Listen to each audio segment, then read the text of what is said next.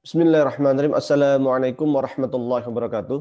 Alhamdulillahirabbil alamin wassalatu wassalamu ala asyrafil anbiya'i wal mursalin sayyidina wa maulana Muhammadin wa ala alihi wa sahbihi ajmain amma ba'du.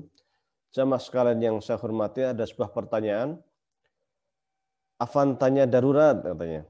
Ada teman yang ikut pengajian. Di akhir pengajian dia ditanya ustadznya, "Apakah Anda sudah bersyahadat di depan umum?" Begitu Syekh, padahal teman anak itu sudah muslim sejak lahir. Tapi kata ustadz tersebut, dia harus tetap bersyahadat di hadapan orang banyak. Bagaimana itu Syekh? Rencana besok pas berangkat lagi mau disyahadatkan di depan kaum muslimin. Padahal orang tua dan dirinya sudah Islam sejak lahir. Apakah ini propaganda Syiah?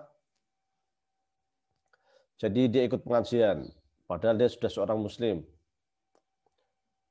Ditanya apakah sudah syahadat di depan umum.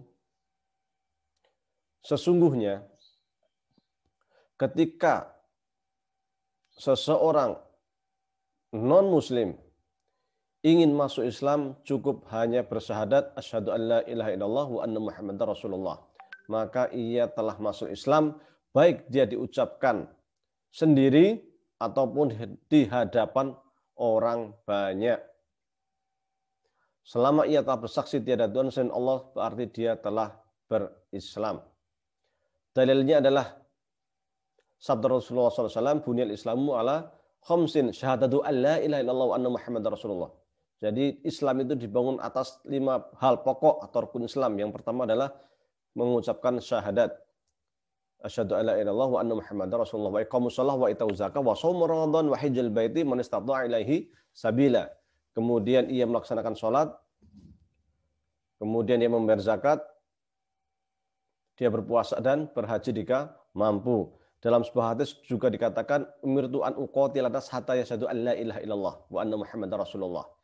Rasulullah bersabda, saya diutus itu untuk mengajak umat manusia atau memerangi manusia supaya mereka itu bersyahadat, menyaksikan bahwa tiada Tuhan selain Allah dan Muhammad Rasulullah. Siapapun orangnya, ketika ia itu bersyahadat, ketika dia non-muslim kemudian dia bersyahadat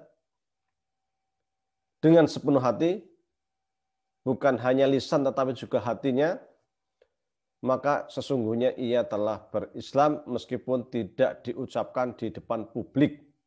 Yang pertama. Yang kedua, ketika orang tua muslim, ayahnya muslim, ibunya muslim, secara otomatis menurut para ulama anaknya juga dianggap muslim. Ketika ayahnya muslim, ibunya non-muslim, anaknya dianggap muslim juga. Karena nasab kembali kepada ayah.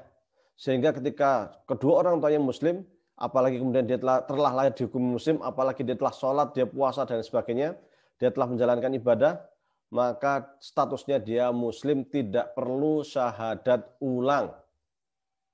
Jika ada yang memerintahkan di suatu pengajian, semua yang datang ke situ harus baiat dan bersyahadat ulang, ini perlu dipertanyakan. Karena sesungguhnya statusnya telah muslim. Karena seakan-akan majelis ini menganggap bahwa kita itu belum muslim karena belum bersyahadat ulang di hadapan publik. Padahal di dalam hukum Islam tidak ada syarat seseorang yang telah lahir sebagai seorang muslim ketika dewasa dia mengucapkan syahadat ulang di depan publik. Tidak ada syarat seperti ini.